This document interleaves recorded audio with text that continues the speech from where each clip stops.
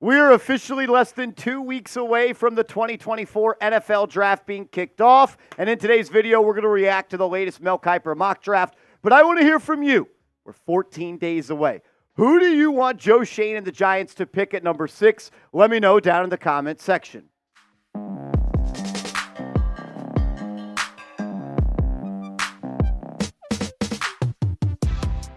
Welcome into New York Giants Now by Chat Sports. I am your host, Marshall Green. Appreciate everybody for taking time out of their busy schedule to get caught up with us on everything surrounding this football team. Hit that thumbs up icon for me, and let's just dive into this 2-round mock draft where Mel Kiper had the Giants making a major trade in round 2 to draft a quarterback. Round 1, though, the Chicago Bears, they get their quarterback at number 1. Caleb Williams, you are a Chicago Bear. Jayden Daniels also goes number 2 overall to the Commanders, and I think these two picks are already set in stone. I think it'll be Williams, and I think it'll be Daniels. I think the draft then starts at pick number 3, and Mel has the Patriots selecting the North Carolina quarterback, Drake May.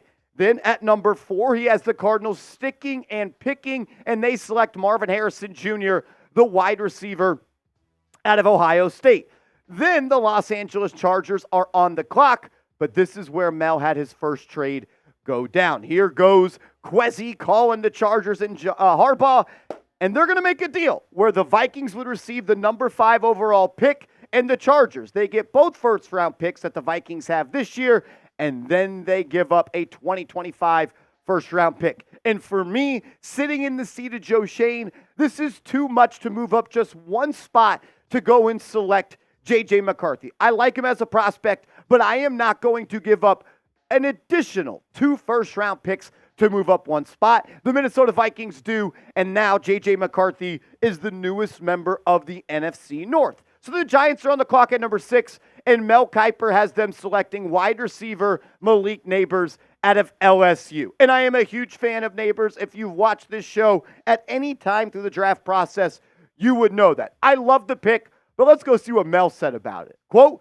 the Giants' pass offense fell apart last season as they finished 30th in the league in yards per dropback at just 4.9. Sure, most of that was without QB Daniel Jones, but he struggled in his 6 games before his ACL injury too, throwing 3 times as many interceptions, 6 as touchdown passes. New York also ranked 30th in yards after catch, 1,601, which showed its need for outside playmakers. Nabers could solve that problem, as he's ferocious after the catch. He can run any route, creating separation on even the best cornerbacks. This is how the Giants could instantly turn around their offense. And I am on the same page as Mel Kiper Jr. when it comes to Malik Nabers going to the New York Giants. I think it's a home run pick, and it matches up a need with potentially the best player on the board at that position. The Giants need a game-changing playmaker, and that is exactly what Malik Nabers is. He did it 2 years in a row in the SEC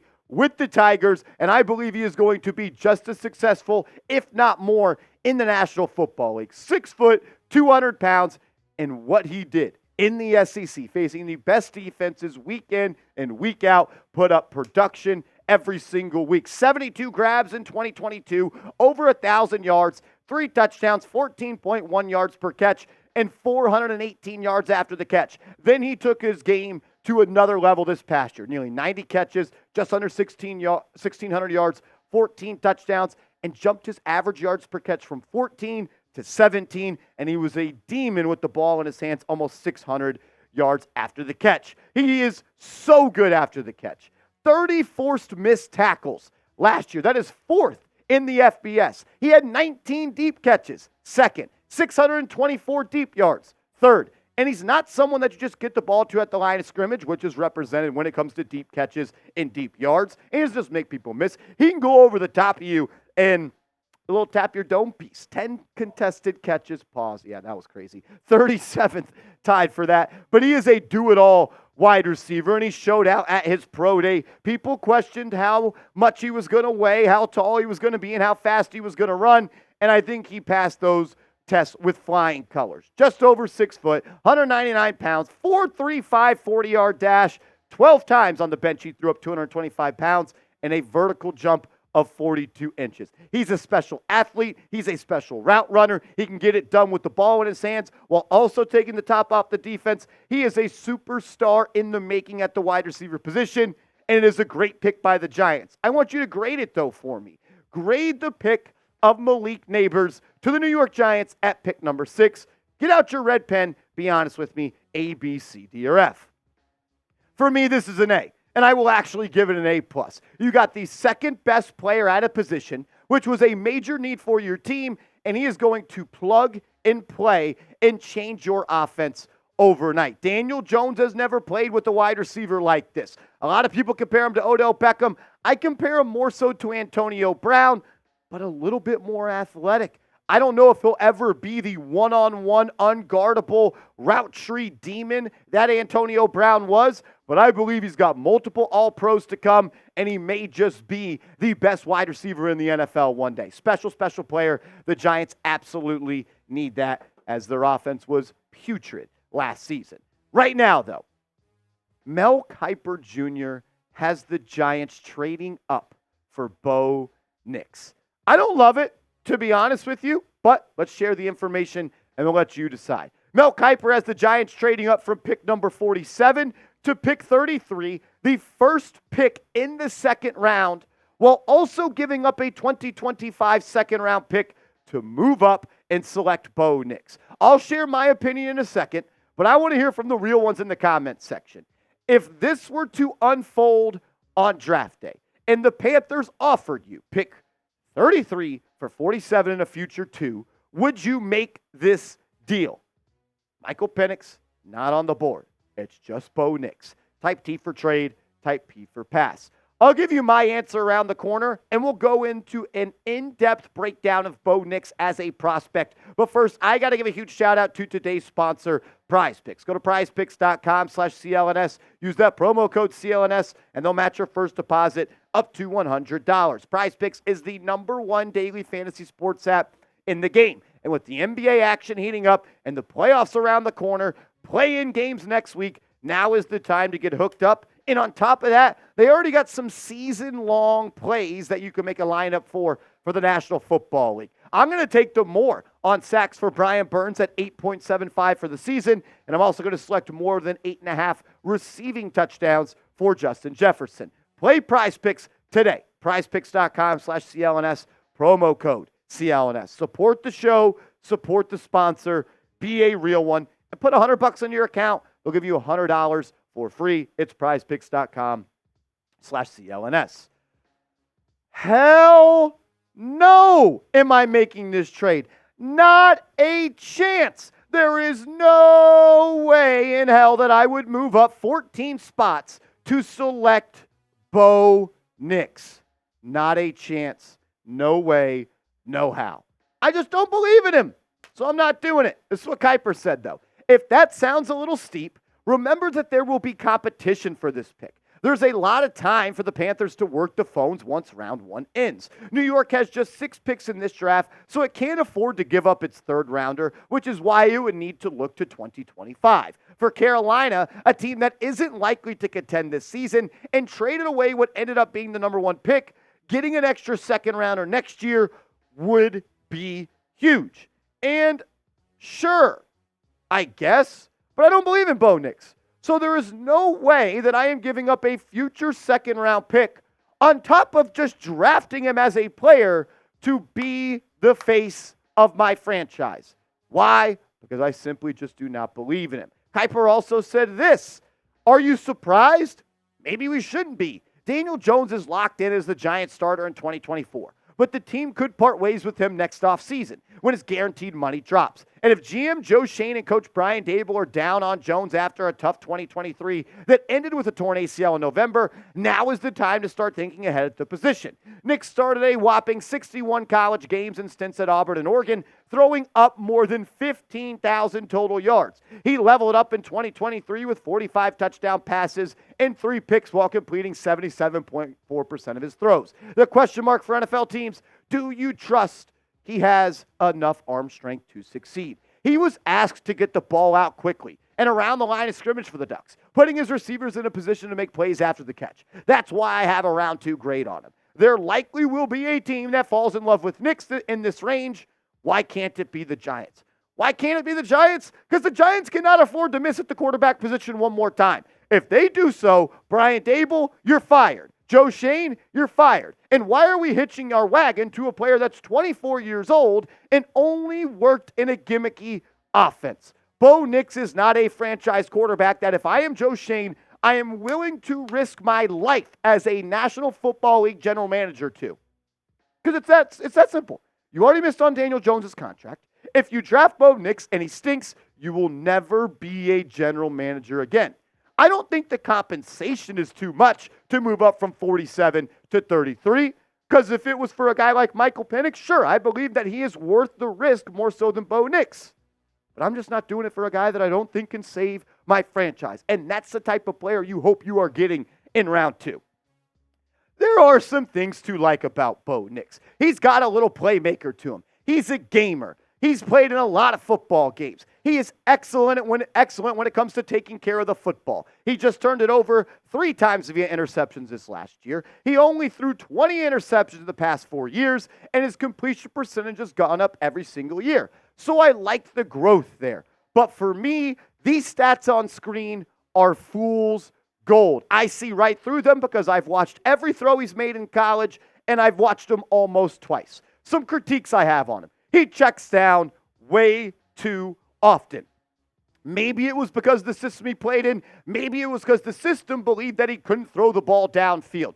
Nearly 30% of his passes in 2023 were thrown behind the line of scrimmage. He takes the easy throw when other throws are open. And I hear myself also saying you can't go broke taking a profit, but when it's 4th and 8 in the playoffs and you're playing the Vikings, Kirk Cousins, he had a completion on his hands. He took a profit, but he ultimately lost the game because he threw the ball short of the stick, 6 yards to be exact. Also, I have question marks about his arm strength. He didn't throw the ball well at the Senior Bowl, and I didn't think he threw it all that well at the Combine. Look at the parts of the field that Bo Nix likes to target. I go back to the theory. Did Oregon ask him to throw the ball at or near the line of scrimmage 67% of the times because they didn't trust him to throw the ball downfield, or believe that was just the best way for them to win football games? I don't have that answer, but my thoughts are this. If you throw the ball 67% of the time, shorter than 9 yards, I can't get a real evaluation of you and what you will be on Sundays, because that offense does not work on Sundays. 67% of his passes were shorter than 9 yards. That is a major, major problem for me, and that is why I see through that faulty completion percentage. I also think he needs some more footwork. His footwork just needs to be better. A lot of times his hips and his eyes and his upward mechanics aren't necessarily tied. Look, when it's easy, when he can hit that third step and he can let it release with no hitch or no reset, he's good. But how often do the Giants create a stress-free pocket? Pockets in college are different than the NFL. It somewhat reminds me of Derek Carr. When everything's right, when everything's on time, when everything's in structure, he can win you ball games. But it's the NFL, and it's the Giants. That doesn't really happen all that often. Does his success translate? That's another question mark that I have about Bo Nix. The way he was able to be successful in Oregon was by playing like that Rajon Rondo type of point guard, where I'm throwing it to my playmaker here, I'm throwing it to my playmaker here, and my playmakers on the outside are just better than your playmakers on the outside. I don't know if what he did at Oregon will translate to the NFL. The easy, quarterback-friendly, just really an offense that is 1 + 1 = 2. There's no crazy reads. There's none of that. It's just get the ball out as soon as you hit your back foot. He doesn't work through progressions all that well. You rarely see the guy go from progression 1, progression 2, progression 3, progression 4 to dumping it down. It's more like progression 1 not there, dump it down. I think there is a reason he has struggled everywhere in his NFL career outside of Oregon, Auburn, Senior Bowl, and Combine. But the main reason that I don't feel comfortable with him being the face of the franchise and the quarterback of the future and the guy that Joe Schoen and Brian Daboll hitched their wagon to is because I don't know if he has it in between the ears to make it in this media market. He sat down with Ryan Russillo. They did a podcast, and Russillo asked him, what is the biggest difference between being a starter at an SEC school or a starter in the Pac-12? And I didn't love the answer from Bo Nix. This is what he said. In a sense, the hostility and maybe the unhealthy pressure that is added to you, to, the 18 to 22-year-olds by, outside noise and fans like it, it's almost like an unhealthy obsession in the South. I mean, I was that way growing up. I thought it was, life or death in football. And you move out here in the West and you play the game as hard as you can, and you got great passion for the game. And it's just a little bit more laid back in a way. And it's a lot more like, we're proud of the person you are out there on the field. And if you give great effort and if you try really hard, and obviously we're out there to win. Nobody goes out there to lose and look bad in front of a bunch of people. But I think that's the difference, quite frankly, is what is out into college football in the South. And then, you're out here, football is just a game, and we find the joy in it. Look, I'm not going to call Bo Nix soft for that, but I'll tell you this much. Giants fans, football fans, NFL fans, fans of the NFC East, they're just like the SEC. Daniel Jones tries hard. Daniel Jones works hard. Daniel Jones, first in, last out. Doesn't matter. The only thing that matters in the NFL is wins and losses. And if you think trying hard is going to get you a pass from the NFL fans, specifically Giants fans, I got a rude awakening for you, brother. Because you go out and you lose to the Cowboys week 1, 40-0, and they just gave you $160 million 5 months ago, everyone's ready to move on from you. It's about results. It's not about your feelings. I have a lot of concerns about Bo Nix. I do not want him on the Giants. If he's great and I'm wrong, I'll tell you that. I don't believe I will be. Type Y for yes. Do you want Bo Nix on the New York Giants? Shout out to everybody that tuned in. If you haven't yet, hit that thumbs up icon for me and give me a follow over on social media at @MarshallGreen_.